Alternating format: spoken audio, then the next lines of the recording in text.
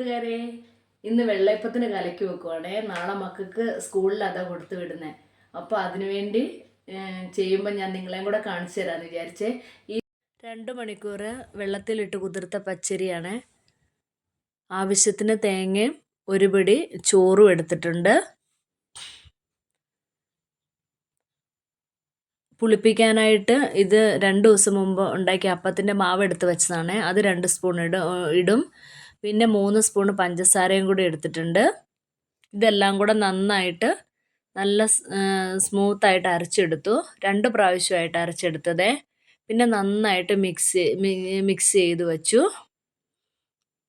എന്നിട്ട് അടച്ചു വെക്കും. രാവിലെ ആകുമ്പോഴത്തേക്കും നന്നായിട്ട് പൊന്തി അപ്പത്തിന് റെഡി ആയിട്ടുണ്ടാവും കേട്ടോ. നോക്കിക്കേ, നന്നായിട്ട് പൊന്തിയിട്ടുണ്ട്. ഞാൻ എപ്പോഴും ഈ രീതിയിൽ തന്നെയാണ്, വേറെ ഒന്നും ചേർക്കാറില്ല. ചില വീടുകളിൽ അവിൽ ചേർക്കാറുണ്ട്, നന്നായിട്ട് ഈസ്റ്റ് ഒക്കെ ഇടാറൊക്കെ ഉണ്ട്. പക്ഷെ ഞാൻ ഇങ്ങനെയൊക്കെ തന്നെ ചെയ്യുന്നത്. പിന്നെ ഇപ്പോഴാണ് ഉപ്പിട്ട് കൊടുക്കുന്നത് കേട്ടോ. ചുടുന്ന സമയമാകുമ്പോഴാണ് ഉപ്പിട്ട് കൊടുക്കുന്നത്.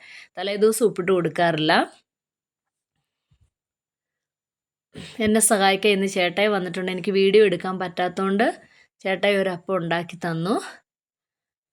പിന്നെ ഇതിന് ഞാനൊരു മസാലക്കറി ഉണ്ടാക്കിയത്, വേറെ ഒന്നും ഉണ്ടാക്കിയില്ല. അല്ലെങ്കിൽ ഉരുളക്കിഴങ്ങ് ബാജിയോ അല്ലെ മുട്ടക്കറിയോ ചിക്കൻ കറിയൊക്കെ ആയിരിക്കും. പക്ഷേ ഇന്നൊന്നും ഉണ്ടാക്കിയില്ല, ഒരു മസാലക്കറി ഉണ്ടാക്കിയുള്ളൂ. പിള്ളേർക്കവിടെ എഴുന്നേൽക്കാനൊക്കെ ബുദ്ധിമുട്ടാണ്. ഭയങ്കര തണുപ്പ് ഇവിടെ തുടങ്ങി, മഴയും ഉണ്ടായിരുന്നു. ഇത്രയേ ഉള്ളൂ കേട്ടോ. Okay, by.